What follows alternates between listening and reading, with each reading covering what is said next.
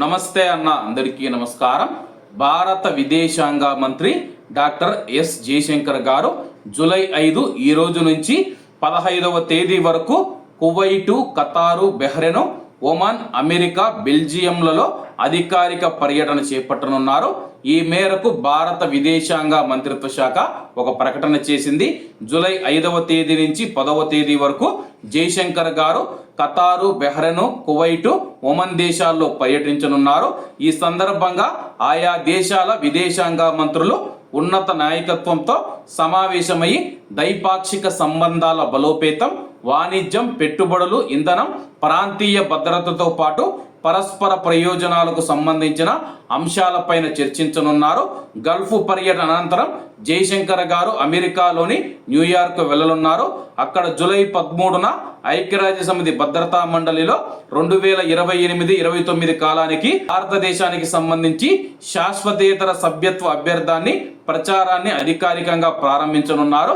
ప్రస్తుతం కువైట్ దేశానికి గల్ఫ్ దేశాలకు వస్తూ ఉన్న భారత విదేశాంగ మంత్రి జయశంకర్ గారికి తెలిపేది ఏంటంటే కానీ ప్రస్తుతం కువైట్ కానీ గల్ఫ్ దేశాలలో మనం చూసుకుంటే చాలా మంది భారతీయులైతే ఇబ్బంది పడుతూ ఉన్నారన్నమాట.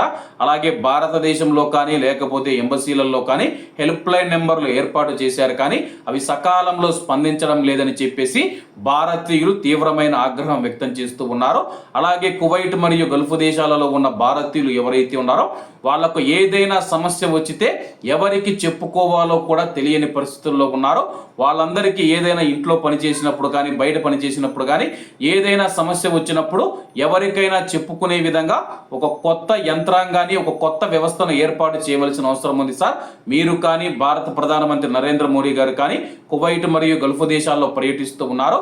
భారతదేశానికి ప్రయోజనాలు చేకూరేలా పెట్టుబడి, వాణిజ్యం అని చెప్పేసి ద్వైపాక్షిక సంబంధాలని చెప్పేసి మీరు మాట్లాడుతూ ఉన్నారు. అవన్నీ సఫలం కావాలంటే కానీ భారతదేశానికి సంబంధించిన 1 కోటి మంది భారతీయులు కువైట్ మరియు గల్ఫ్ దేశాల్లో నివసిస్తూ ఉన్నారు. వాళ్ళ యొక్క భవిష్యత్తు కోసం, వాళ్ళ యొక్క భద్రతా రక్షణ కోసం ఆయా దేశాల విదేశాంగ మంత్రులు కానీ ఆయా దేశాల రాజులతో సమావేశమైనప్పుడు దయచేసి కువైట్ మరియు గల్ఫ్ దేశాల్లో పనిచేస్తూ ఉన్న 1 కోటి మంది భారతీయుల గురించి, వాళ్ళ యొక్క క్షేమం గురించి కూడా మాట్లాడతారని ఆశిస్తూ అందరూ బాగుండాలి, అందులో మనం ఉండాలి. అందరికీ నమస్తే అన్న, జై హింద్.